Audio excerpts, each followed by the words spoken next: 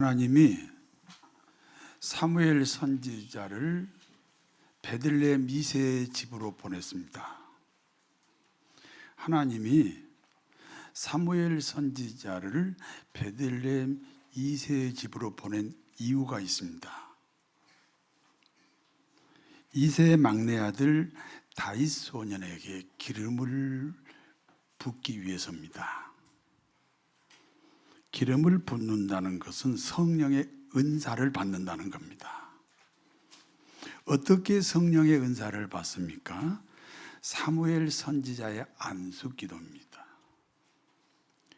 사무엘 선지자의 안수기도를 기름을 부었다 이렇게 기록하고 있습니다. 은사는 다양합니다. 소년 다윗이 받은 성령의 은사는 이스라엘의 왕이 되는 은사입니다. 은사가 다양하잖아요. 찬양 잘하는 은사, 전도 잘하는 은사, 심지어 헌금 잘 내는 것도 은사예요. 왜 헌금 잘 내는 은사 받았을까요? 신문대로 받으라고. 그러니까 왕이 되는 것도 은사예요. 그러니까 사무엘 선지자가 이새의 막내 아들 다윗에게 왕이 되는 은사에 기름을 부었다, 안수기도했다, 그런 얘기입니다.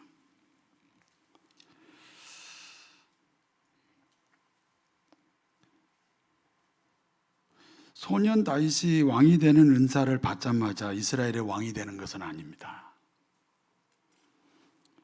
오히려 고난이 찾아왔습니다. 사울 왕이 다윗을 죽이려고 합니다. 그러므로 다윗은 쫓겨다니는 신세가 됐습니다. 아니, 복을 받았는데 왜 이렇게 불행하게 되었습니까? 복을 받았다고 당장 나타나는 거 아니라니까요.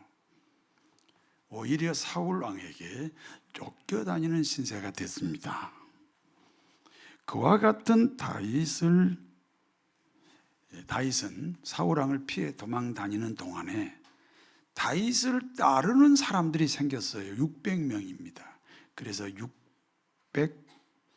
600용사라고 불러요. 그리고 이 600용사가 다윗이 이스라엘의 왕이 되는 기초석이 되었습니다. 그렇습니다. 하나님이 축복했다고 당장 복이 찾아오는 것은 아닙니다.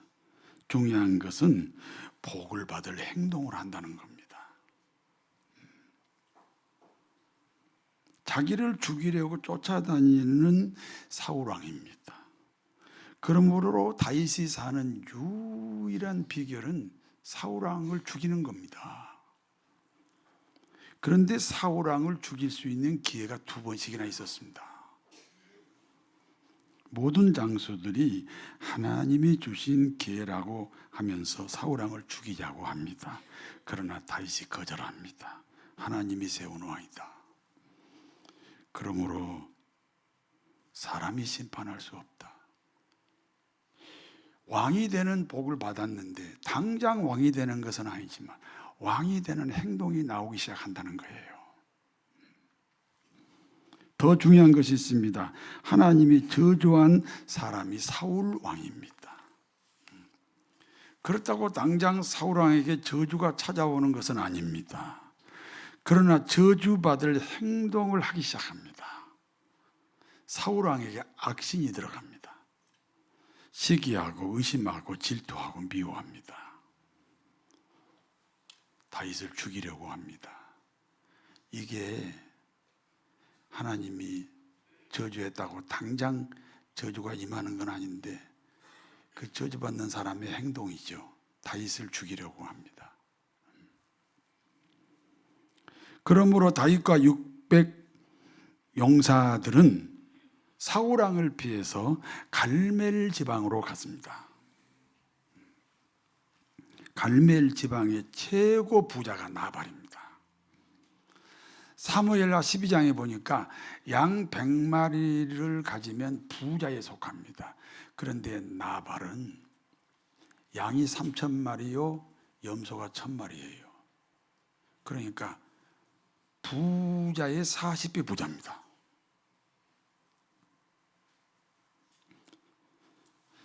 양이나 염소는 자기 방어 능력이 0%입니다. 그러므로 외부로부터 공격을 당하면 속수무책으로 당해야 됩니다. 그런데 이 다윗의 600명의 군대가 이 나발의 양과 염소를 지켜주고 있었습니다. 돌이켜보면 나발은 다윗 덕분에 부자가 되고 또 그 부자를 유지할 수가 있었습니다. 그와 같은 부자 나발에게 양털 깎는 날이 찾아왔습니다. 목 축업하는 사람이 양털 깎는 날은 농사 짓는 사람에게 가을 추수와 똑같습니다.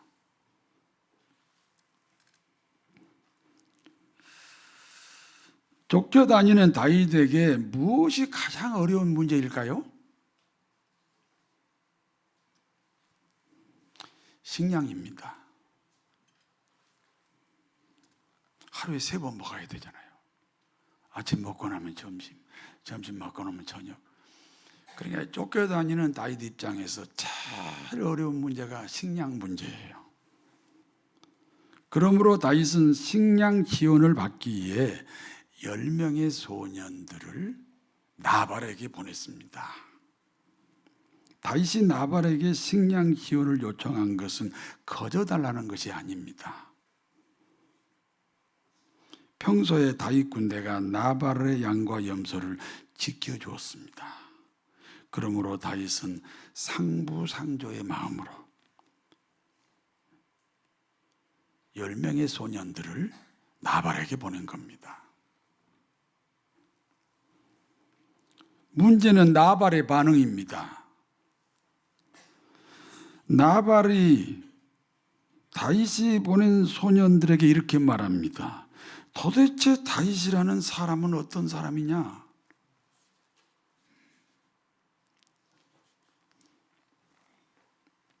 아니, 자기 재산을 지켜주고 있는 다윗을 모른다고 지금 질문하는 거예요.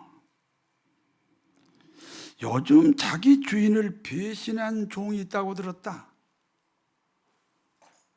나발이 말하는 주인은 사울왕이지요. 그리고 나발이 말하는 종은 다윗이에요. 나발은 무엇 때문에 다윗을 배신하는 종으로, 사울왕을 배신하는 종으로 알고 있나요? 가짜 뉴스예요.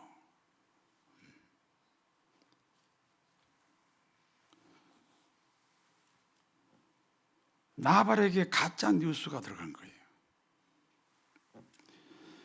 미국산 소고기 파동이 가짜 뉴스였어요. 그땐 다 진짜인 줄 알았는데 세월이 지나면서 가짜예요. 성주에 배치한 사드 소문이 가짜예요. 그때는 진짜인 줄 알았어요. 가짜예요. 제주도 해군기지 소문이 가짜였어요. 후쿠시마 원전 방출도 가짜 뉴스예요. 가짜 뉴스는 그때는 진짜인데 시간이 가면서 들통이 나요. 어떤 건 100년이 지나야 알게 돼요. 어떤 것은 뭐 1년이 지나면 알 수도 있지만. 윤석열 대통령의 비상계엄은 헌법에 보장된 대통령의 고유 권한이에요.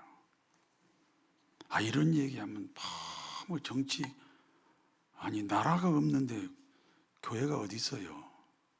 제가 27년간 저는 공부하고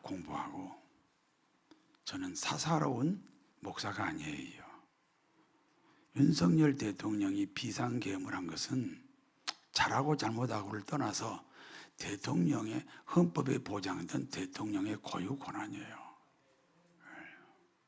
그걸 뭐 진보 보수로 듣지 마시고 목사님 하나님 말씀으로 들으세요. 그리고 국회가 대통령의 비상계엄을 해제하는 것도 헌법에 보장된 국회의 고유 권한이에요.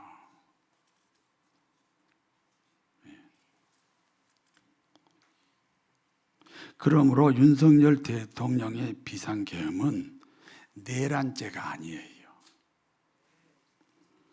내란죄를 빼고 죄를 찾으시면 돼요.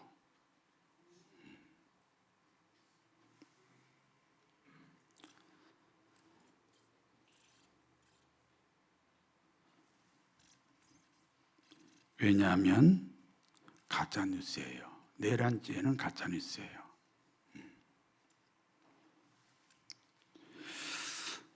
다윗은 나발이 자신의 요구를 거절했다는 사실을 알게 됐어요.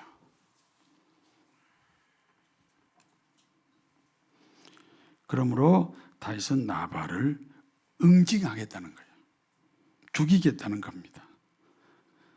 그러므로 400명의 군사를 거느리고 나발을 향해 가고 있습니다. 이와 같은 때 나발의 하인들이 나발의 아내 아비가일에게 이렇게 말합니다. 우리가 양과 염소를 칠 때 다윗 군대가 보호하고 지켜줬습니다. 그래서 우리 주인에게 다윗이 약간의 식량을 요구했습니다. 그런데 우리 주인 나발이 거절했습니다. 그러므로 지금 다윗이 군대를 거느리고 우리 주인 나발을 죽이겠다고 지금 오고 있습니다. 주인 나발은 불량한 사람입니다. 그래서 의논 대상이 되지 않습니다. 그러므로 불량한 남편을 두었지만 현명한 아내인 아비가일 당신에게 이 문제를 의논하러 왔습니다.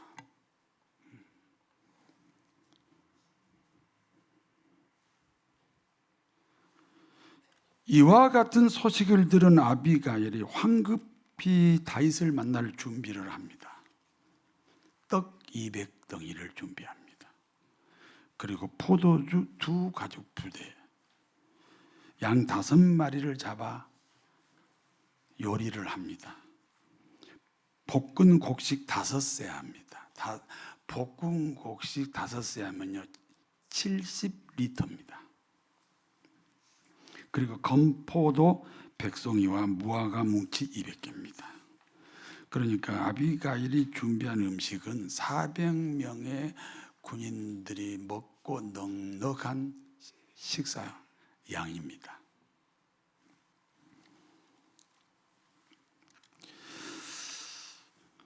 우리 기독교인에게 가장 암적인 존재가요, 공짜 좋아하는 거예요.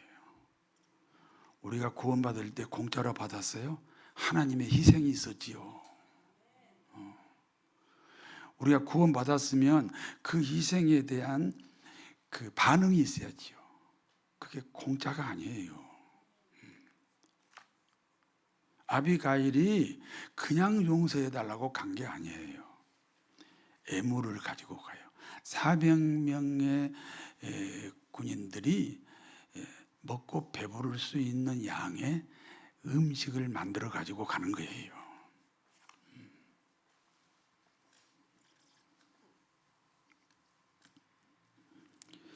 드디어 다윗 앞에 아비가일이 나타났습니다. 다윗 앞에 나타난 아비가일이 이렇게 말합니다. 내 남편 나발은 불량한 사람이다. 부부간에도 서로 분별을 해야 돼요. 영적인 문제는요. 저희 부부는요, 교회 문제가 나오면 항상 반대로 얘기해요. 왜? 잘못될까 봐. 항상 반대로 얘기해요. 아니, 아비가일이 나발의 아내예요. 그런데 자기 남편을 분별하는 거예요. 우리 남편 나발은 불량한 사람입니다. 불량하기 때문에 미련합니다. 그러므로 미련한 나발을 상대하지 마시고 저를 상대해 주세요. 그리고 자신이 가져온 애물을 다윗에게 바쳤습니다. 그때 다윗이 아비가일에게 이렇게 이렇게 대답합니다. 사무엘상 25장 32절에서 33절을 같이 읽습니다. 다윗이 아비가일에게 이르되 오늘 너를 보내어 나를 영접하게 하신 이스라엘의 하나님 여호와를 찬송할지로다. 또 내 지혜를 칭찬할지며 또 내게 오늘 내가 피를 흘릴 것과 친히 복수하는 것을 내가 막았느니라. 아비가일 당신이 아니었으면 나는 나발을 죽였을 것이다. 그런데 너의 행동으로 피 흘리는 일을 하지 않게 되었다. 그렇습니다. 나발을 죽이는 것이 다윗의 본심은 아닙니다. 전쟁과 평화 중 무엇을 선택해야 됩니까? 평화입니다. 그리고 평화를 위해 아비가일이 중보자가 되었습니다. 중보 없는 평화가 없습니다.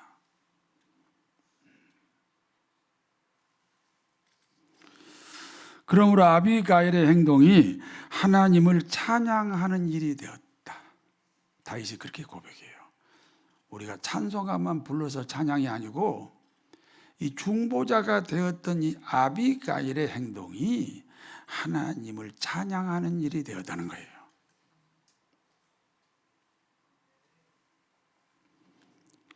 나발은 자신이 멸망지하에 있었다는 사실을 알지 못합니다. 다윗 왕이 400명의 군대를 거느리고 자기 죽이려고 쫓아오는 바로 그 시간에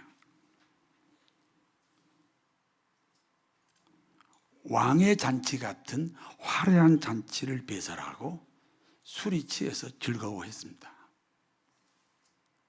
이런 사람을 뭐라고 합니까? 주제 파악이 안 되는 사람이라고 해요.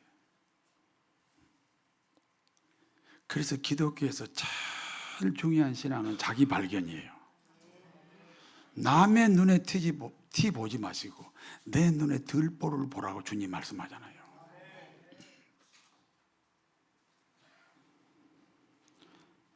아비가일은 술에 취해 있는 나발에게 오늘 있었던 일을 말할 수가 없었습니다. 다음 날 아비가일은 술이 깬 나발에게 어제 있었던 긴급한 상황을 설명합니다. 나발에게는 충격입니다. 내가 그렇게 파리를 벌리고 즐거워하는 그 시간에 다윗은 군대를 거느리고 나를 죽이려고 했다고? 충격입니다. 충격. 사무엘상 25장 37절에서 38절을 같이 읽습니다. 아침에 나발이 포도주에서 깬 후에 그의 아내가 그에게 이 일을 말하며 그가 낙담하여 몸이 돌과 같이 되었더니 한 열흘 후에 여호와께서 나발을 치심에 그가 죽으니라. 나발이 겁에 잔뜩 찔려서 낙담을 하는 거예요. 온몸이 돌처럼 굳어버렸어요. 심한 스트레스예요. 여러분, 건강을 해치는 것은요, 음식이 아니에요. 운동 안 하는 것이 아니에요. 가장 건강을 해치는 첫 번째 요인이 스트레스예요.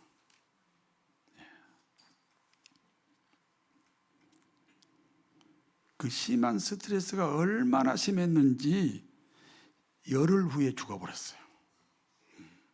몸이 돌같이 굳어가지고 죽어버렸어요. 나발이 죽었다는 소식을 들은 다윗이 이렇게 말합니다. 나발에게 당한 모욕을 하나님이 갚아주셨다. 그래서 하나님은 원수를 사랑하라고 말씀하셨다. 여러분, 원수를 하나님이 왜 사랑하라고 했는지 아세요? 내가 갚아줄게. 네가 갚지 마라. 그런 뜻이에요. 그 하나님을 다윗이 찬양했다는 겁니다. 내가 보복하지 않도록 역사하신 하나님을 찬양합니다. 그리고 아비가일은 다윗의 아내가 됐습니다. 다윗과 아비가일의 결혼에 대한 교훈이에요. 어떻게 남편이 죽자마자 다른 남자한테 시집가 이렇게 생각하지 마시고 이게 성경적 교훈이 있어요. 모든 기독교인은 아비가일이에요. 여러분이 아비가일이에요. 그렇다면 다윗은 누구예요? 예수 그리스도예요. 우리 모든 기독교인은 예수님을 신랑으로 모시는 신부입니다. 여기까지가 본문의 내용이에요. 이제 본문이 주는 교훈을 말씀드리겠습니다. 첫 번째는 그리스도인에게 최고의 축복은 지혜입니다. 우리 교회에 이 지혜가 있습니다. 그 지혜 말고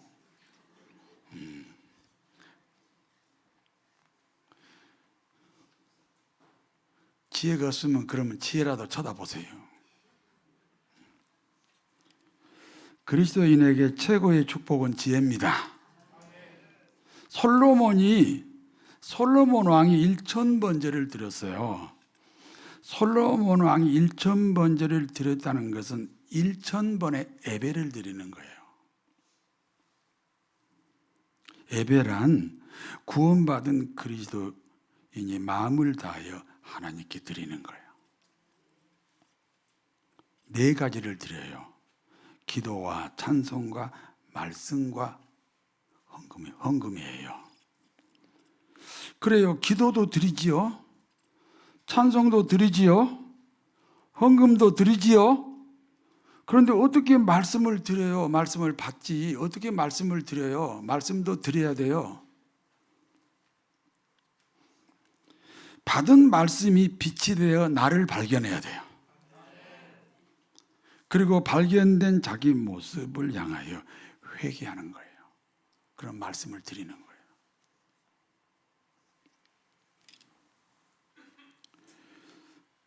이와 같이 예배를 하나님께 드리면 하나님의 응답이 축복이에요.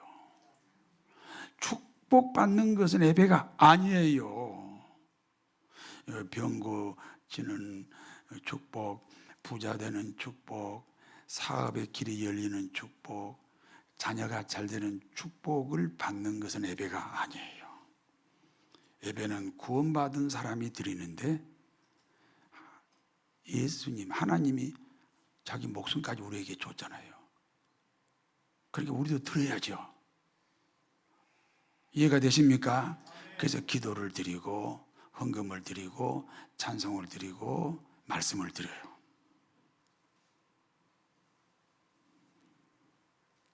그와 같은 예배를 드리니까 하나님의 응답으로 축복이 내려오는 거예요. 우리가 예배를 잘못 생각하는 사람이 많아요.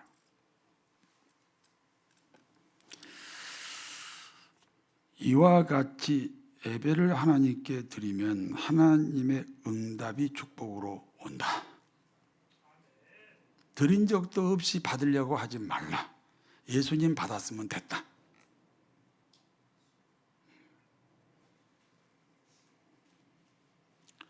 솔로몬이 1000번제를 드리자 하나님이 찾아오셨습니다. 솔로몬아, 내가 너에게 무엇을 줄까? 솔로몬이 대답합니다. 지혜를 주시옵소서. 지혜를 얻으니 부귀영화가 저절로 따라왔습니다. 오늘 본문의 나발에게는 지혜가 없었습니다.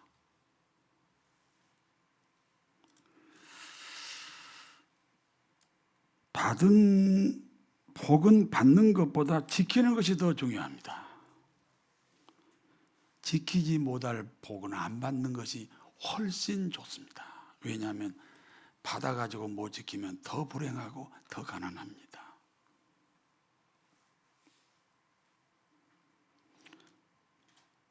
받은 복을 지키는 비결이 뭐예요?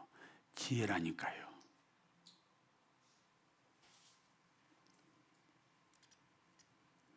나발에게 있어야 할 지혜는 무엇입니까? 다윗의 은혜를 기억하지 못한 거예요.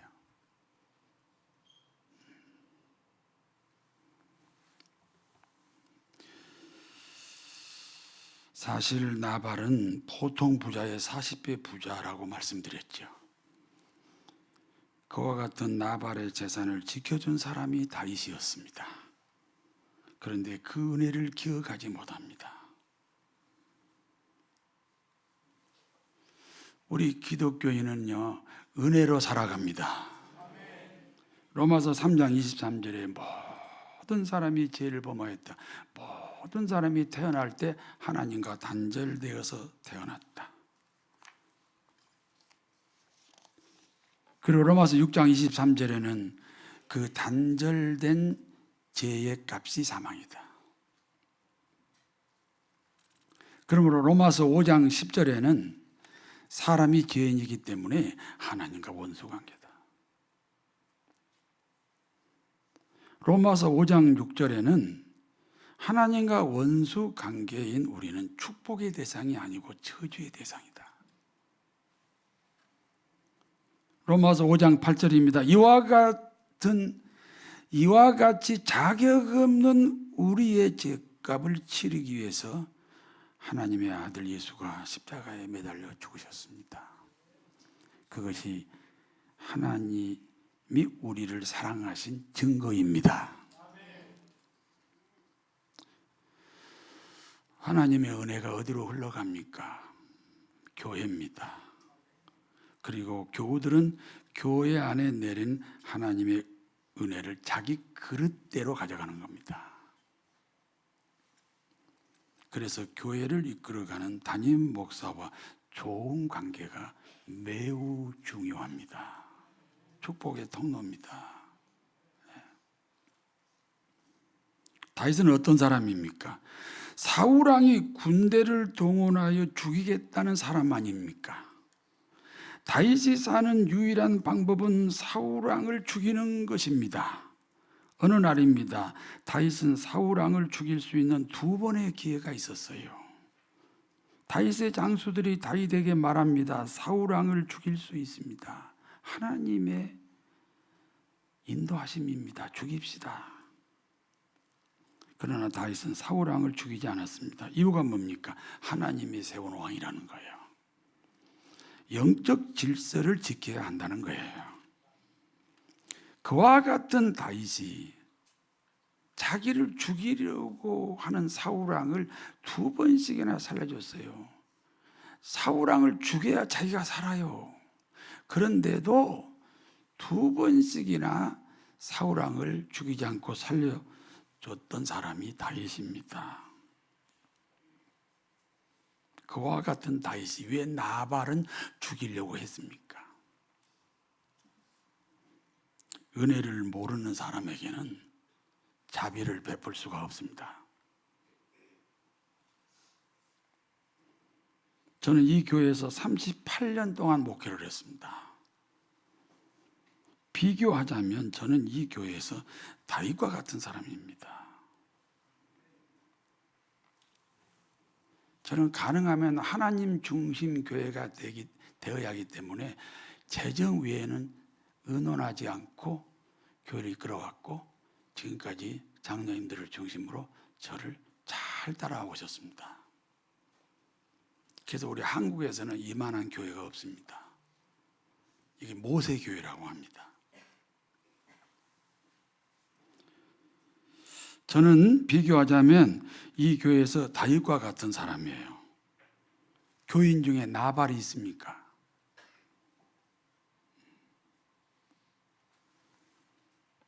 이 질문은 매우 귀중합니다. 아담과 하와를 이용하여 선악과를 먹게 했던 악한 영이 지금도 누군가를 사용하고 있어요. 가룟 유다를 사용하여 예수님을 팔아먹었던 악한 영이 지금도 누군가를 사용하고 있어요. 그러니까 나발을 사용하여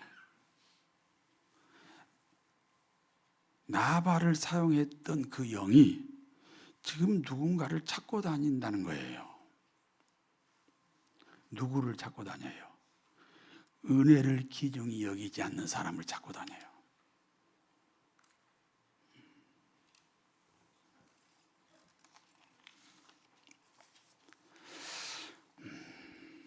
두 번째입니다. 마지막 시대에는 영적 분별력이 중요합니다.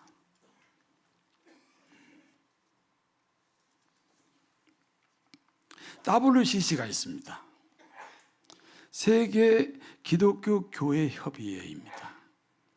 세계 기독교 협의회인 WCC는 종교다원주의입니다. 종교다원주의란 기독교 외의 다른 종교에도 구원이 있다고 주장하는 사람들을 종교다원주의자라고 합니다. 그러니까 우리가 등산할 때 보면 자기가 올라가는 등산로가 유일한 길인 줄 알아요. 왜? 좌우가 다 숲으로 오고졌으니까. 그런데 정상에 올라가서 보니까 내가 유일하다고 생각하는 등산로 외에도 다른 등산로가 많아요. 이와 같이 모든 종교는 천국 가는 다른 길이라는 거예요.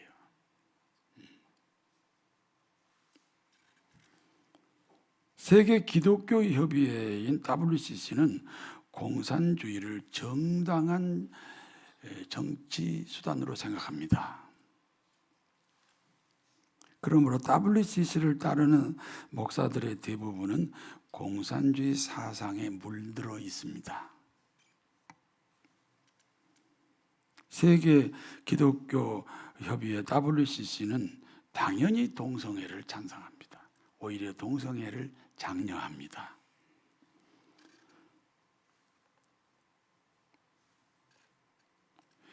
여러분, 지금은 한국 사람들의 문화가 동성애 반대하죠. 예수를 안 믿는 사람도 동성애를 반대해요.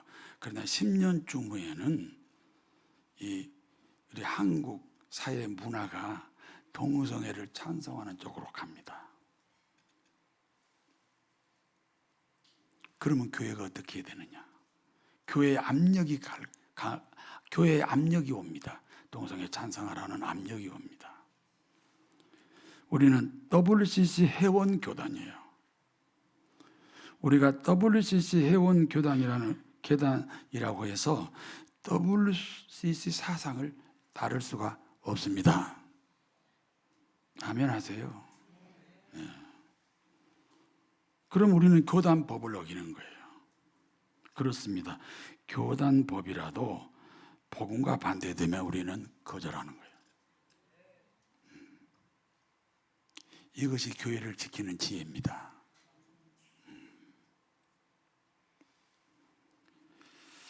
우리 교단에는 7개의 신학대학이 있습니다. 그 7개의 신학대학 중에 한 대학을 나와서 우리 교단의 목사가 되는 거예요.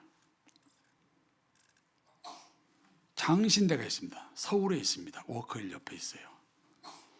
그리고 장신대 외에 6개의 신학대학을 지방신학대학이라고 합니다. 강주에, 전라도 강주에 호남신학대학이 있습니다. 전주에 한일신학대학이 있습니다. 대전에 대전신학대학이 있습니다. 다 4년제 대학입니다. 대구에 영남신학대학교가 있습니다. 부산에 부산 장신대가 있습니다. 그리고 경기도 강주에 서울 장신대학교가 있습니다.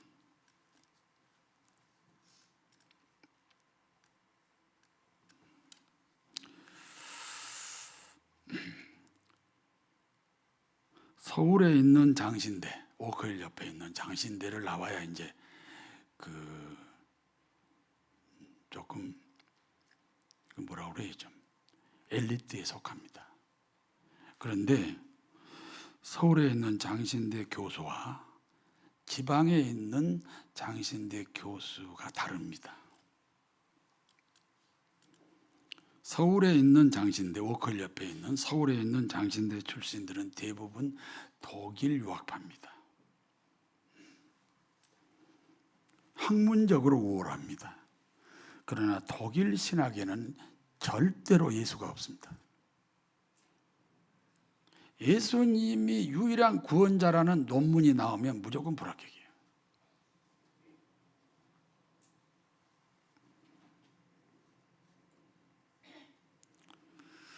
그러므로 서울에 있는 장신대는 때가 되면 동성애를 찬성하게 됩니다.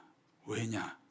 미국에 있는 모든 장로교 교단들이 다 지금 찬성하고 있습니다.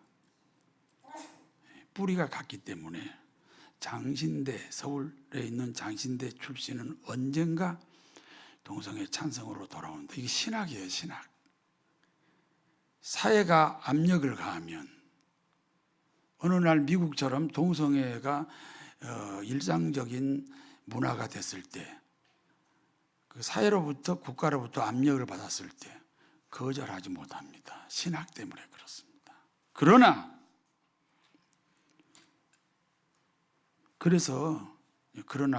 나중에 할게요. 그래서 장신대에는요 무지개라는 그룹이 있어요. 그 무지개 그룹이 뭐냐면 동성애 그룹이에요. 교수들의 영향력 때문입니다.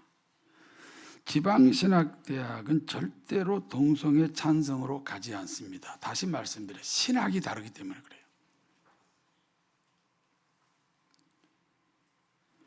지방신학대학 6개 중 가장 우수한 대학이 서울장신대예요. 경기도 광주에 있는. 저는 우리 아들 이영석 목사를 엘리트 코스를 밟지 않고 서울장신대로 가라고 그랬어요. 복음주의 목사가 되도록 제가 안내를 한 거예요.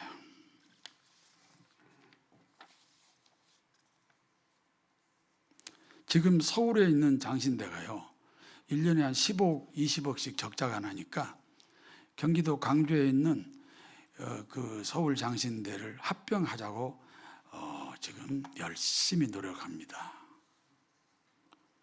제가 앞장서서 반대합니다. 제가 서울 장신대, 광주에 있는 서울 장신대에서 그만한 영향력이 있습니다. 제가 반대합니다. 장신대하고 합병할 바에는 우린 교단을 떠나겠다. 왜? 복음이에요, 복음. 복음을 우리는 복음을 목숨보다 더 귀하게 여겨야 돼요.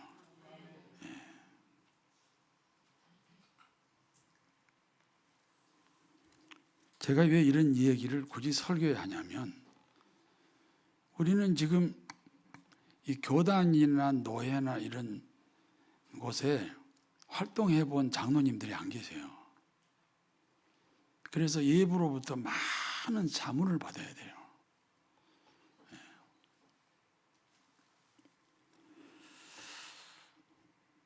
그리스도인에게 최고의 축복은 지혜입니다. 그리고 그리스도인의 지혜는 은혜를 아는 겁니다. 은혜의 종교인 기독교인이 은혜를 모르면 나발과 같은 사람입니다. 우리는 지금 종말의 시대에 살고 있습니다. 종말의 시대는 혼돈의 시대입니다. 영적 분별력이 필요합니다. 여러분도 알다시피 저는 은퇴합니다. 여러분에게 이런 교육을 시킬 기회가 앞으로 없어요. 제 입장에서 가장 염려스러운 것은 제가 가진 복음을 후계자에게 승계하는 거예요. 복음을 승계하는 거예요. 이 복음을 승계하는 일에 전통이나 법을 따지면 안 돼요. 굉장히 귀중한 일이거든요.